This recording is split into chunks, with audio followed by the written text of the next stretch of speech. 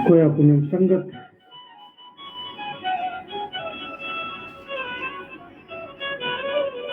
इस कार्यक्रम में जुड़े आप सभी को बहुत बहुत सेवा विभाग आप सबका हार्दिक स्वागत है।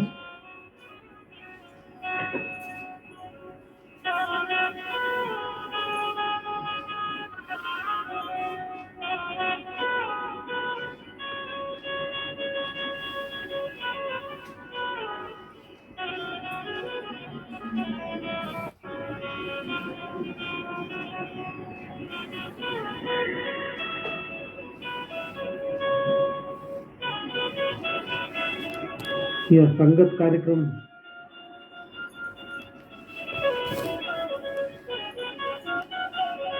ठीक उसी प्रकार से अति आवश्यक है जिस प्रकार से प्रतिदिन अपने शरीर को भोजन, पानी, नींद की आवश्यकता को पूरा करते हैं। जिस प्रकार से मोबाइल का बैटरी डाउन हो जाता है तो उसको चार्जिंग करने की जरूरत पड़ता है।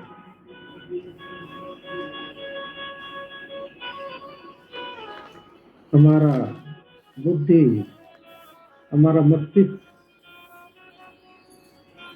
दिन भर बहुत से कार्यों को करते हुए, बहुत से विषयों को सोचते हुए, चिंता, तनाव, टेंशन आदि से गुजरते हुए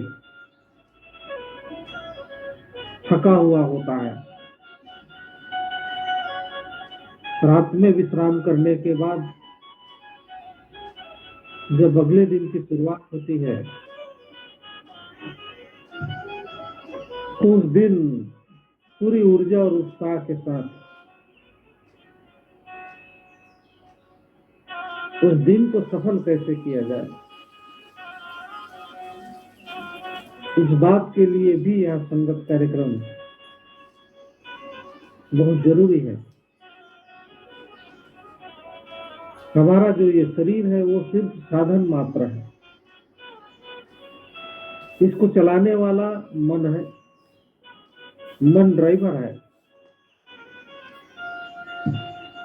तो शरीर रूपी जो संसाधन है इसका ऑपरेटर मन है और मन को सही दिशा में न लाया जाए, मन को सही निर्देश न दिया जाए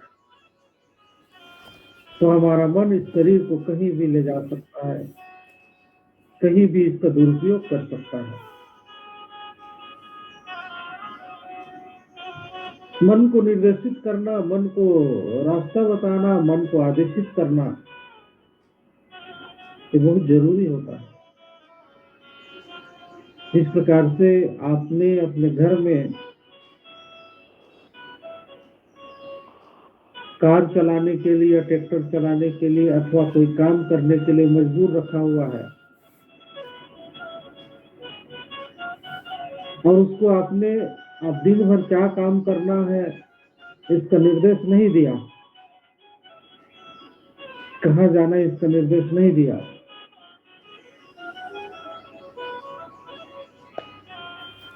तो उस मशीन का वो गलत तरीके से इस्तेमाल करेगा जिसका कोई रिजल्ट नहीं आएगा, जिसका कोई परिणाम नहीं आएगा।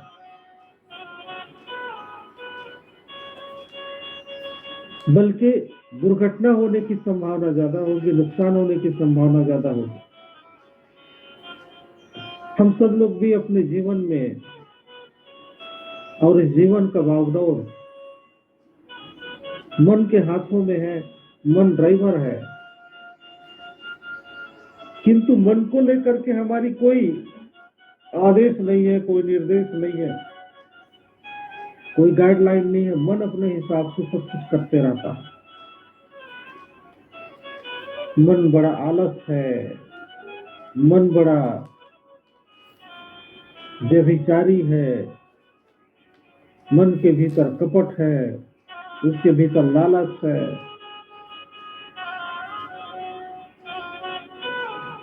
उसकी आदत खराब है मन का। ऐसे में हमारा दिन कैसे अच्छा गुजरेगा? और जब दिन अच्छा नहीं गुजरेगा तो बाकी जीवन अच्छा कैसे गुजरेगा। मन को एक अलग व्यक्ति की तरह, एक अलग मजदूर व्यक्ति की तरह, एक अलग ऑपरेटर व्यक्ति की तरह हमको रखना होगा, उसको उसी तरीके से देखना होगा, उसी तरीके से उसके बारे में सोचना होगा। मन आपके हिसाब से काम करे, न कि आपका पूरा जीवन मन के हिसाब से चले।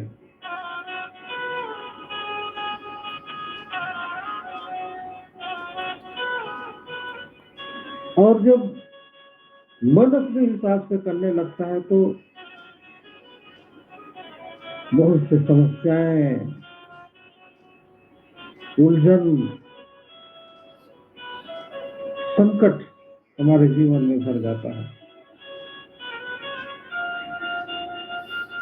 इसलिए हमारे पूर्वजों द्वारा बताए हुए जो ज्ञान है और प्रकृति के खजाने में भरा हुआ जो ज्ञान है,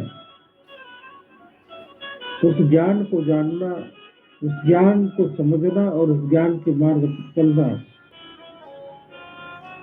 कोया पुण्य है। प्रकृति कोई पुण्य का मतलब सत्य का मार्ग। और इस कोया पुण्य को आसानी से समझने के लिए हमारे पूर्वजों ने कई प्रकार के सिद्धांत प्रतिपादित किए, दर्शन प्रतिपादित किए, ताकि आसानी से उसको चरित्र में, अपने व्यवहार में, अपने जीवन में उतारा जा सके। उन सिद्धांतों में हमारे शंभू शेख द्वारा स्थापित मूल सुनसरी योग और तंद्रा का बड़ा महत्व है। कारिकुपाल लिंगों ने गोंडोला व्यवस्था बनाया, नारगन व्यवस्था, फूलगन व्यवस्था बनाया, सेवा सर्री का रास्ता दिया, वो बहुत महत्वपूर्ण है। इसके अलावा कोया पुण्यम की जो विशेषता, जिसके बारे में हम लोग कल बात किए, कोया पुण्यम पूरी सर्री है। ऐसा सत्य जिसमें पवित्रता है का मार्ग है, विशुद्ध पवित्र सत्य का मार्ग है। कोया पुण्यम न्याय का मार्ग है, नीति का मार्ग है, नैतिकता का मार्ग है। कोया पुण्यम पाक सर्री है, सदाचार का मार्ग है, अच्छे व्यवहार आचरण करने का मार्ग है। कोया पुण्यम ज्ञान और आनंद का मार्ग है, मतलब मोद सर्री है, मोद सर्री, ज्ञान और आनंद का मार्ग। कोया पुण्यम सेवा सर्री है, सेवा का मार्ग है। कितने बड़े बड़े खजाना हमको अपने जीवन में, यदि सच्चाई है, सत्यता है,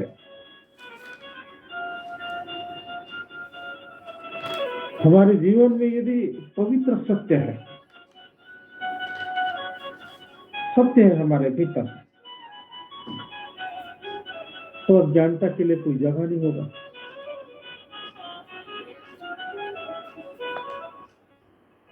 और जहां पर सत्य है वहां पर तो फिर असत्य के लिए कोई जगह ही नहीं है। फिर वो कहते हैं ना कि एक म्यान पर एक ही तलवार आता है। इस दुनिया में अच्छाई और बुराई दोनों हैं, किंतु दोनों एक ही जगह नहीं टिक सकता, दोनों को एक साथ नहीं रखा जा सकता। जहां पर सत्य है वहां सत्य के लिए जगह नहीं होगा, और जहां पर असत्य है वहीं पर सत्य के लिए जगह नहीं होता है।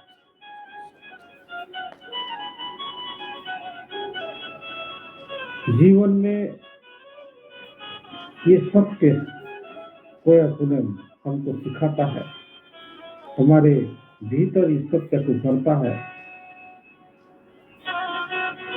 दूसरा न्याय, नेम, नैतिकता।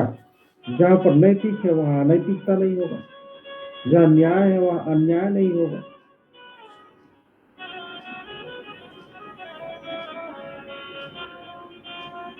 दोनों एक साथ एक ही समय में नहीं रहता।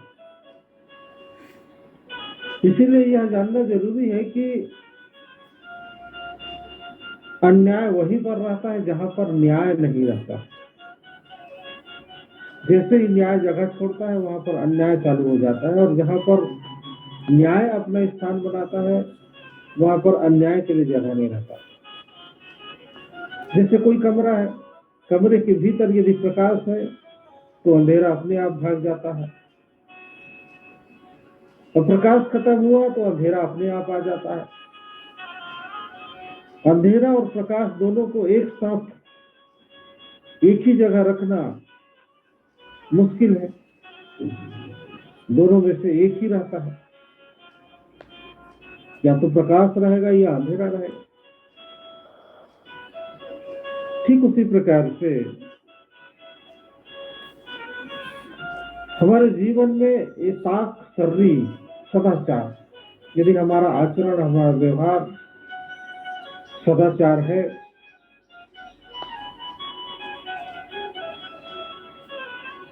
तो बुराई कम होगा या नहीं होगा। मोद व्यक्ति ज्ञान और आनंद है तो उसका अपोजिट नहीं होगा या कम होगा। और सेवा कर रहे, जहां पर सेवा का भाव है वहां सब कुछ है। तो जीवन का संपूर्ण दर्शन और संपूर्ण ज्ञान और ज्ञान का खजाना तो इसी पुणे में फिर आ गया ना। अब फिर बाहरी दुनिया में खोजने के लिए बचा ही क्या।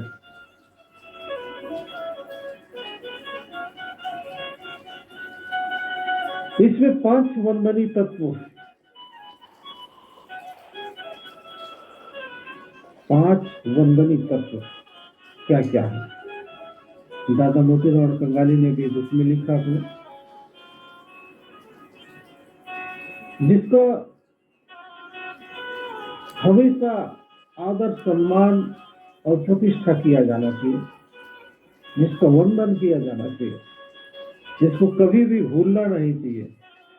हम कितनों बड़े भी हो जाएं, उसका आदर सम्मान करना नहीं भूलना चाहिए। तो 5 वंदनीय तत्व कौन कौन से हैं? पहला है सगा। सगा का मतलब अपने समुदाय की सामुदायिक व्यवस्था,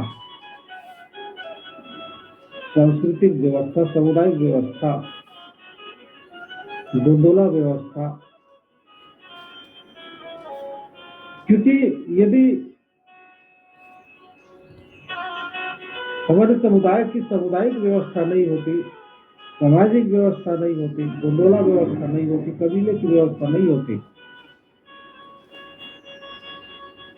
तो अकेला व्यक्ति न तो ज्ञान अर्जित कर सकता और न ही तरक्की कर सकता। वो जंगल के जो अन्य जीव जंतु हैं उसी तरीके से किसी पेड़ में, चाहे किसी गुफा में, चाहे किसी पत्थर के नीचे अपने आप को छिपा छिपा करके डर डर के रहता, वो इंसान की अवस्था में नहीं पहुंच पाता, तो पशु की अवस्था में ही सगा समुदाय नहीं होता। है हमारे भीतर जो ज्ञान है, संस्कार है,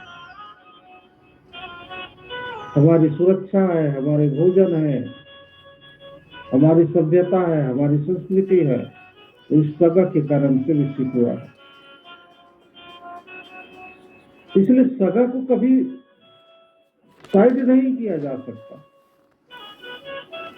समुदाय को, समाज को कभी किनारे नहीं किया जा सकता। आप कितनों भी बड़े हो जाए पढ़ाई लिखाई करके, कितना पैसा वाला हो जाए, कितने धन दौलत वाला हो जाए, कितने बड़े ज्ञानी हो जाए,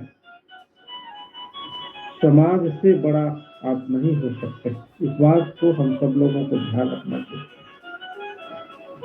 जो अपने आप को समाज से बड़ा समझ लेता है वो अपने लिए नष्ट होने के रास्ते चुन लेता है और पतन के रास्ते पर चलने लगता है और फिर धीरे धीरे वो अपना अस्तित्व, अपना सम्मान, अपनी पहचान खो बैठता है। हमारा पहचान सगा से है, समुदाय से है, समाज से है, कबीला से है। अब इसी सगा के भीतर रिश्ते नाते हैं। सगा का मतलब रिश्ते नाते भी होता है। जितने भी रिश्ते नाते हैं उससे हम बड़े नहीं हो सकते, चाहे हम कितनों भी शिक्षा अर्जित कर लें, पैसा अर्जित कर लें, रिश्ते रिश्ते ही रहेंगे। और रिश्तों का जो मर्यादा है, रिश्तों का जो सम्मान है, वो हमेशा करते रहना पड़ेगा। वो वंदनीय तत्व है रिश्ते। हमारा समाज वंदनीय तत्व है, हमारे रिश्ते नाते वंदनीय तत्व है। इसीलिए जब भी हम कहीं जाते हैं कार्यक्रम में, तो रिश्तों के आधार पर मान सम्मान प्रतिष्ठा एक दूसरे को दिया जाता है। समाज में जब कोई व्यक्ति पहुंचता है तो वहां कोई छोटा कोई बड़ा नहीं रह जाता। चाहे कोई कलेक्टर हो, चाहे कोई चपरासी हो, समाज के बीच में वो बराबर में स्थिति में आ जाता है। समानता को धारण कर लेता है समाज में। इसलिए सगा जो है समानता का अधिकार देता है, सम्मान का अधिकार देता है। रिश्ते नाते के रूप में एक दूसरे के बीच में, एक दूसरे के साथ संबंध, मधुर संबंध का अधिकार देता है। सगा हमको पहचान देता है। सगा नहीं होता तो हमारे गोत्र नहीं होते, हमारे टाइटल नहीं होते। कौन के काम कौन मरादी,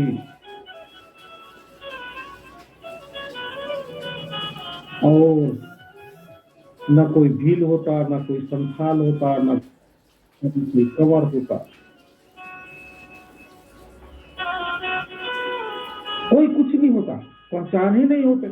सगा नहीं होता तो पहचान ही नहीं होता, सामाजिक पहचान नहीं होता। तो सामाजिक पहचान देने वाला, नाम देने वाला, गोत्र देने वाला, रोटी बेटी का रिश्ता देने वाला सगा होता है। समाज में हम पैदा होते हैं और समाज हमको पहचान देता है, शिक्षा देता है, संस्कार देता है। वंश के विस्तार के लिए शादी ब्याह मरविन संस्कार करता है। मरने के बाद भी वो हमको प्रतिष्ठा देता है, पेन पुरखा में शामिल करके हमें सम्मान देता है। पीढ़ी दर पीढ़ी वो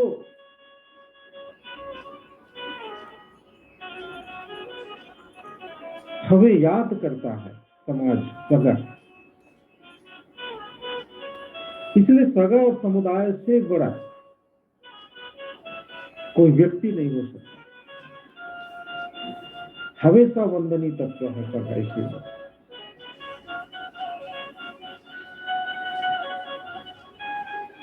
इसीलिए पानिकुपाल लिंगो जी ने कहा, सगा तन्नु असी माट सगा परिव्यान। सगा समुदाय का अंग बनिए और उसके नियमों के अनुसार, उसकी आचरण संहिता के अनुसार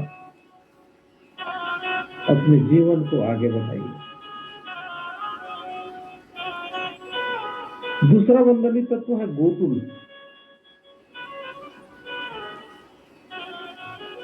गोकुल का मतलब है ज्ञान का केंद्र, ज्ञान और संस्कार का केंद्र। ऐसे जगह जहां पर हमको सीखने को मिलता हो, ज्ञान मिलता हो। हर गांव में पहले बूढ़ी घर या गोकुल या धूमपुर या घग्गर बस्ता आदि अलग अलग ट्राइब कबीले के लोग अलग अलग नामों से जानते हैं। जिस प्रकार से गांव में गांव का पेड़ थाना होता है, उसी प्रकार से गांव में एक जगह अलग से निर्धारित होता था। जिस समय स्कूल कॉलेज नहीं थे, उस समय गांव में सभी बच्चों को एक जगह इकट्ठा किया जाता था। शाम को या रात में या दिन में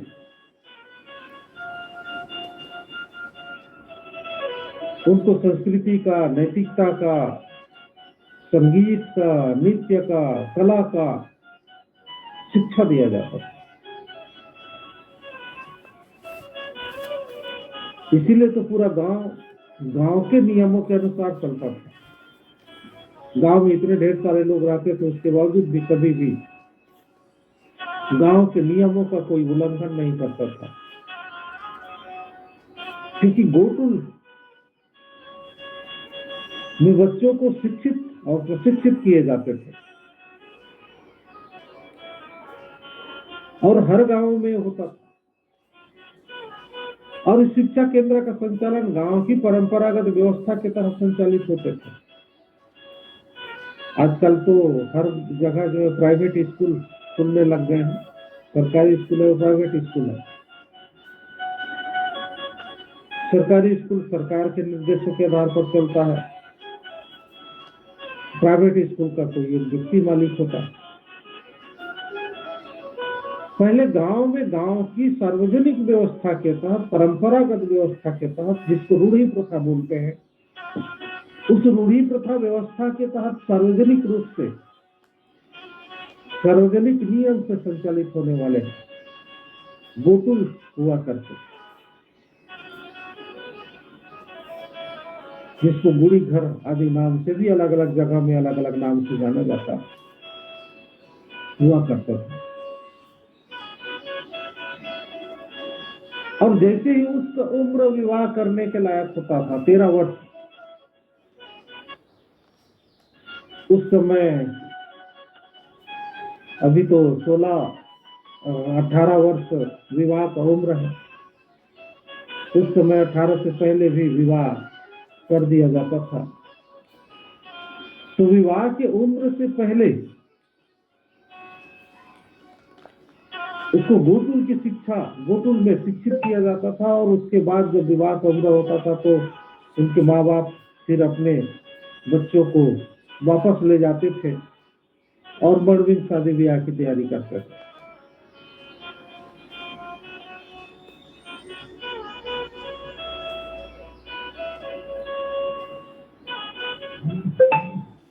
कोई भी माँ बाप अपने बच्चों को घर में रह करके प्रशिक्षित नहीं कर सकता।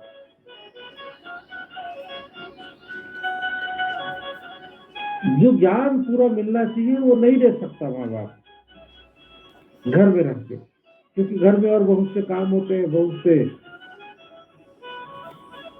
आचरण व्यवहार को लेकर के बहुत सी चीजें घर में होती हैं। बच्चे हमको देख देख करके सीखते हैं। और बहुत से ऐसे चीज होते हैं जिसको बच्चे ना देखें तो ही ठीक है। जैसे शराब पीते हुए या माँ बाप आपस में लड़ रहे हैं, उसको देखे मत देखे। कोई बीड़ी पी रहा है, उसको बच्चे मत देखें। तो घर और परिवार की कुछ बुराइयां होती हैं, उन बुराइयों को मत देखे बच्चा।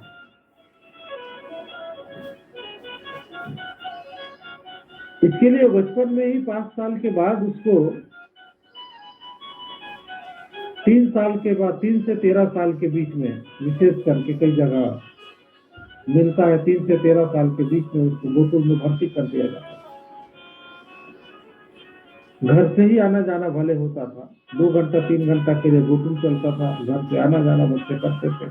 कई जगह आवासीय व्यवस्था भी रहा होगा। तो गुरुकुल के नियम कानून अलग होते थे परिवार से, इसलिए गुरुकुल के जो गुरु हैं, मुखिया हैं, उसको संचालित करने वाले जो ज्ञानी लोग हैं, उनके नियम से वो संचालित होता था, तो बच्चे बिगड़ते नहीं थे, बच्चे सही रास्ते पर रहते थे, सही ज्ञान अर्जित करते थे। और सही ज्ञान अर्जित करने के कारण से उनकी क्षमता विकसित होती थी। एक उम्र होता है बालकपन का, वही उम्र है जिस पर उनके भीतर ज्ञान, शिक्षा, संस्कार को डाला जा सकता है। जैसे पेड़ छोटा हो, पौधा छोटा हो, तो उस पौधे को आप जिधर भी मोड़ना चाहे मोड़ सकते हैं, लेकिन उसकी तना मोटा हो जाए तो उसको फिर से मोड़ा नहीं जा सकता। कोरे कागज में कुछ भी लिखा जा सकता है, लेकिन जो कागज भर चुका है उसमें नहीं लिखा जा सकता। बचपना जो होता है वो कोरा होता है, उसमें अच्छे ज्ञान, अच्छे संस्कार भरना जरूरी होता है।